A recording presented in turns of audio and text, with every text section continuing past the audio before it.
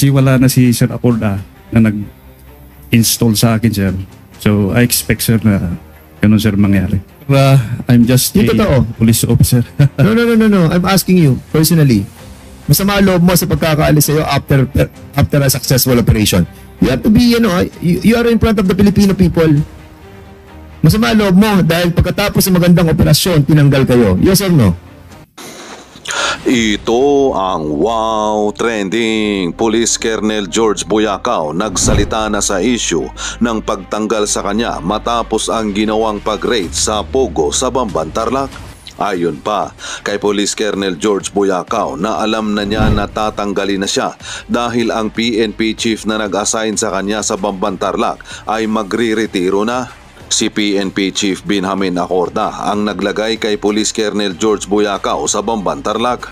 Matapos nga na magretiro si PNP Chief Benjamin Acorda na pinalitan naman ni PNP Chief General Romil Marbil, alam na daw niya na aalisin na siya sa pwesto. Ayon pa nga kay Congressman Barbers na bakit papalitan ang dapat sana ay i-promote.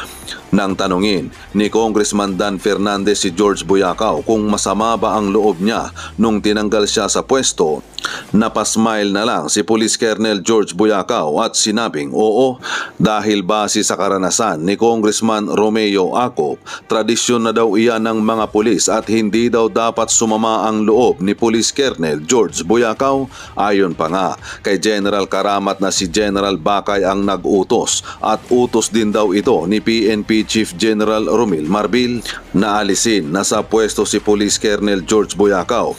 Pero ang ibang mga congressman ay duda sa mga rason ng mga pulis na bago sumagot ay titingin muna sa kanilang superior dahil noong mga nakaraang hearing ay hindi talaga nila sinabi na si PNP Chief General Romil Marbil ang nag-utos na alisin sa pwesto sila si Police Colonel Alejandro at Police Colonel George Buyacao. Napikon pa nga si Congressman Acop kay General Bakay dahil sa pagtatakip nito kay PNP Chief General Marbil. At komento pa nga ng mga netizen nung nakaraang hearing, imbestigahan si General Marbil, wala pa ring pagbabago sa mga nanunungkulan, nadidiktahan pa rin. Sayang yung 5-star na nakaatang sa balikat, nawawalan na ng prinsipyo. Bakit itong mga pulis pinahahaba pa ang kanilang mga sinasabi o views? General Karamat at Bakay, ano ang dahilan ng pagka-relieve ni Colonel Buyacao? Parang kayo ang tinamaan ng raid ng Pogo or kayo ang protektor ng Pogo kaya nyo nirelieve si Buyacao? Bakit di pa diretsahin kung sinong nag-order, Chief PNP ba, tapos Secretary Abalos, tapos Presidente, tapos pinaligoy-ligoy pa? Yun ang kalalabasan. Tama ka, diretso ang sagot at huwag nang paligoy-ligoy pa.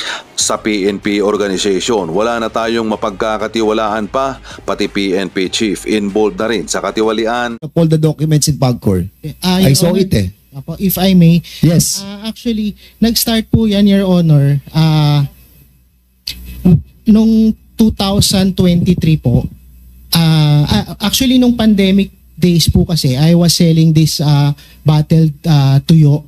And then I met this guy, Mr. Dan De La Cruz. So, siya po ay constant seller po, constant buyer po nung aking binibenta. And then, nung natapos na po yung pandemic, nag-meet up po kami or nagkita po kami dun sa parking lot somewhere in Araneta po. And then, dun niya po ako ulit tinawag, sabi niya, brother, nagbebenta ka pa ba nung bottled tuyo mo? Then I told him, wala na po sir kasi nagkaroon na rin po ng problem yung supply. Then dun niya po ako inalok, sabi niya, baka gusto mong mag-invest sa company na tinatayo ng boss ko. Then nagsabi po siya kung magkano yung investment. Sabi po niya at first is 15 million pero hindi naman namin kailangan ibigay lahat. So sabi ko, sir, wala po ako ganong kalaking halaga. Sabi niya, no, 10% lang. So it means around 1.5. And sabi ko, sir, hindi po ako mayaman. Wala rin po akong 1.5. And then sabi niya, kung gusto mo, maghanap ka ng kasama mo. Yung inaalok po niya pertaining is online gaming po. So, nung sabi niya, maghanap ka ng kasama mo kahit dalawa, at least tagpa 500,000, dun ko po silang dalawa inalok. Then after po niya akong alokin ng time na yun, sabi ko, sige sir, maghahanap po muna ako ng kasama. And then comes August 2023 po, hiningian niya na po kami ng mga IDs with TIN numbers and pirma para i-validate daw po sa PAGCOR. Magkakaroon daw po ng mga investigation like... So, in other words, nagkaroon kayo ng interest because hindi mo right away ni-reject yung proposal. As a Yes, matter of fact, you talk to your two friends and you somehow agreed. Yes po, Your Honor. Kasi syempre, since na mama... So, hindi kayo, we thought random yung pagkakapili ng pangalan nyo, but basically, sino yung kumausap sa'yo ng pangalan? Mr. Dan De La Cruz po. Dante? Fernandez. Dan De La Cruz. De La Cruz. Dan De La Cruz. Yes, Your Honor. So, you are in contact with him until now? Wala na po, Your Honor. Nung nalaman po namin yung mga pangalan namin na naisama po dito sa korporasyon na to, agad po namin siyang tinawagan pero hindi na po namin makontak. Dan De La Cruz. Meron kang picture ng Dan De La Cruz? Wala po, Your Honor. So, matagal mo na siya kilala? Nung pandemic time po, nagpo-post po kasi ako online nung binebenta ko pong Battle Tuyo. Then, doon po siya unang na-meet up kasi tumawag po siya sa akin. Then, nagmi-meet up po kami sa parking lot sa may Quezon City para i-deliver ko po yung goods sa kanya, sir. Okay. Congressman Barbers. Thank you, Mr. Chair. So lumalabas, base sa kanilang sinasabi, na mukhang hindi talaga identity theft. Kasi kung identity theft, hindi nyo alam, no? Meron kayong, kasi nag-submit kayo ng ID, nag-submit kayo ng TIN, so kumbaga para kayong nabudol. Di ba? Parang ganun yung dating. Opo. Okay, sige, Mr. Chair, babalikan ko na lang sila ulit later on, no. Dito naman ako sa sa issue tungkol sa kay General Karamat, no. Para once and for all masettle yung issue. General Karamat, isa sa issue yung pagkaka-relieve ng mga tao from CIDG na nagtrabaho at nag-raid dito sa Pogo Hub na ito. Marami kasing haka-haka na ang nag-order ng kanilang relief ay ikaw. Meron naman nagsasabi na merong higher authorities ang nag-order. Meron naman din nagsasabi na mga superior mo ang nag-order, no? Para lang magkaroon ng liwanag o maliwanagan ang lahat. Pwede ba sa pagkakataong ito pakisabi nyo sino ang nag-order ng relief ng mga taong yon? Thank you, Mr. Chairman, sir, and to all the members of this committee, fellow workers in the government. Isang magandang hapon po sa ating lahat, sir. Sir, thank you for this opportunity to clarify doon, sir, sa mga pagka-relieve ng mga tropa natin, sir, sa CIDG. On the part of Colonel Alejandro, ako po, sir, yung nag-relieve sa kanya. But nasabi naman ni Colonel Alejandro na before the operation in Bamban was conducted, he was already informed of the impending reshuffle. Nasabi na po yun ni Colonel Alejandro. Actually, hindi lang po si Colonel Alejandro yung na-relieve nung yung reshuffle ay naganap. 6 po sila na regional chief. At yung sinasabi nila, sir, na wipe up yung tao ni Colonel Alejandro, actually 2 lang po yung official na na-relieve. At I think nandito sila ngayon, sir. So sila na po ang magsabi what was the reason bakit na-transfer yung 2 opisyal. I think I submitted already to the committee secretariat regarding the reasons pagka-relieve ng mga sinasabi nilang na-wipe out doon, sir, sa Region 3 nung pagkatapos ng operation, sir, sa Bamban. Another thing, sir, hindi po na-dismiss po yung kaso or RFI as was previously mentioned. Actually, sir, yung kaso ay nag-prosper at lahat ng mga suspect na napailan ng kaso ay na-issuehan po ng warrant of arrest. On the part of Colonel Buyakaw, which was another operation conducted after a year, 2024, I received a memo coming from TDPRM as I presented in the previous hearing, memo from Directorate for Personnel and Records Management directing me as the director of the CIDG to replace Colonel Boyacao, Your Honor, sir. Yan lang po, sir. Kanino ho galing yung order, General? TDPRM, sir, Directorate for Personnel and Records Management, sir. So, Sino po ang head niyan? it was, the OIC din was General Bakay, sir. Okay. Sige, thank you, General Karamat. Kay General Bakay, Thank you, Your Honor, sir. General, sa iyo pala galing yung order. Yes, Mr. Chair. Magandang hapon po, Mr. Chair. Is that because you intend to reshuffle or there was a pending reshuffling of your men? Kaya nyo in-implement yung relief ng mga taong taga-CIDG? Mr. Chair, the order to install Colonel Ana, necessarily relieving Colonel Boyacao, came from our Chief PNP. As a matter of fact, we wanted to attend, Mr. Chair, to explain why there was a relief. The difference of time between the operation in Banban led by Colonel Boyacao was 1 month, Mr. Chair. March 17, yung order ko po, yung memo ko was April 17. There's a 1 month lull. Meaning when General Marbil took over, during the operation, Mr. Chair, kaya po nabanggit ko si General Acorda noon because it was during his time nung nagawa yung operation sa Bamban led by Colonel Boyacao. It was during the time of General Acorda. Nung pinarelieve si Colonel Boyacao, Mr. Chair, was the time of General Marbil.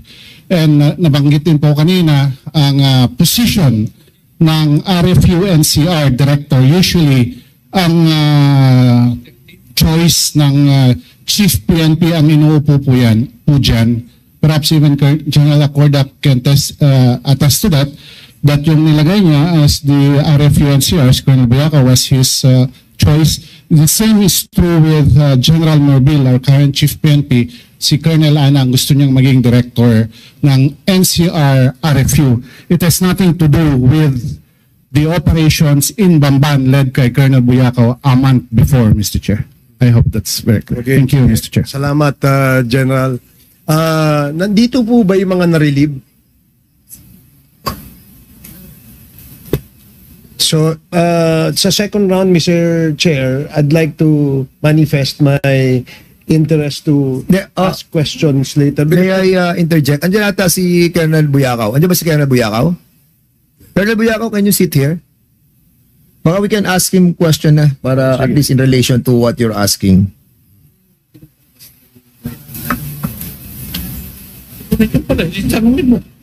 Yan nga, andito pala. So, Colonel Boyacao, Yan. was the relief order a surprise to you when you received it? Sir, actually sir, I was working on another case.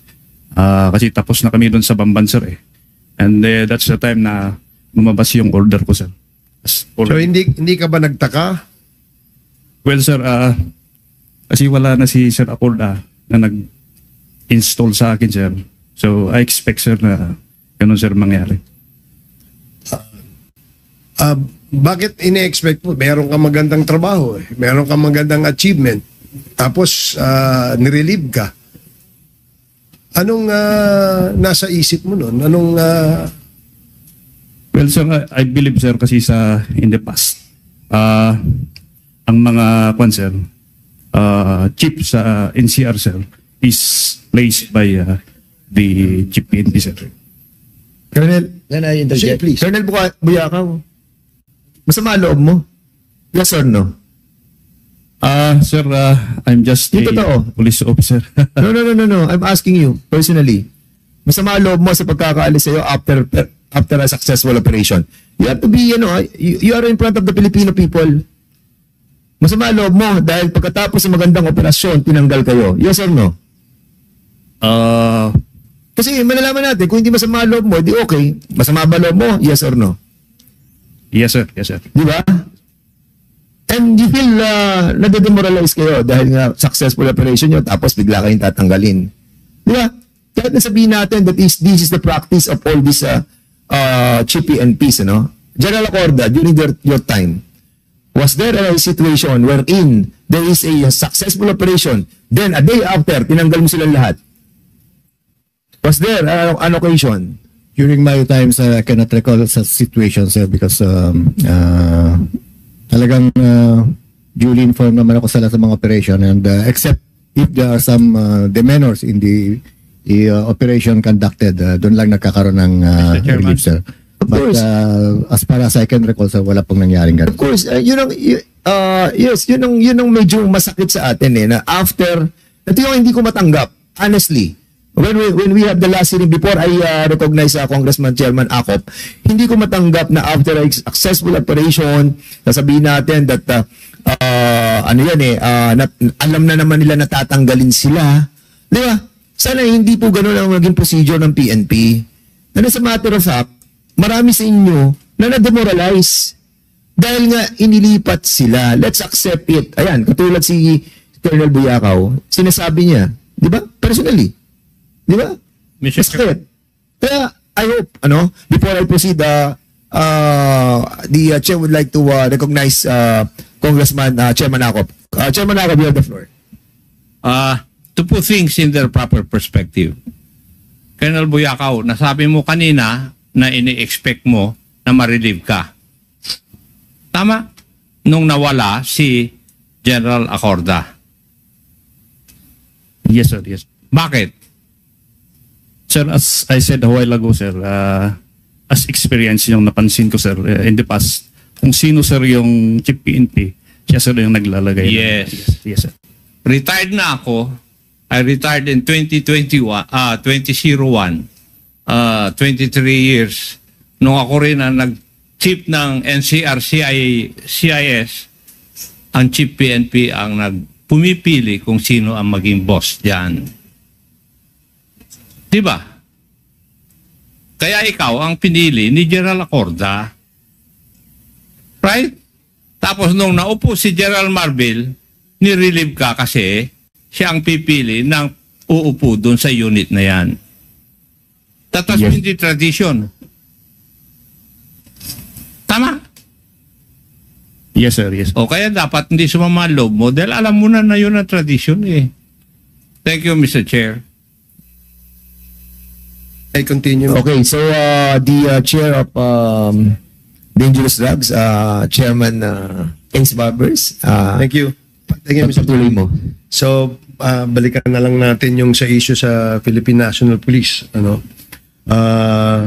Gusto ko lang matanong yung PIDEA. Is PIDEA present? Yes. Yes, Si Director Lasso. Director General Lasso, mula nang nagumpisa yung mga congressional hearings ng dangerous drugs, public order, public accounts, at saka yung Committee on Human Rights, there seems to be a common denominator doon sa usaping yon, no? At hindi nawawala yung usapin tungkol sa drugs. Do you have any information that you wish to share to the committee with respect to perhaps your findings or your mga datos na nandiyan sa inyo, Director General Lasso? Yes, Your Honors. This is our first time, for PIDEA to join this hearing. We have been actively participating in the committees on the EJK hearings and the Committee on Dangerous Drugs. In the hearings that we joined, we took note of the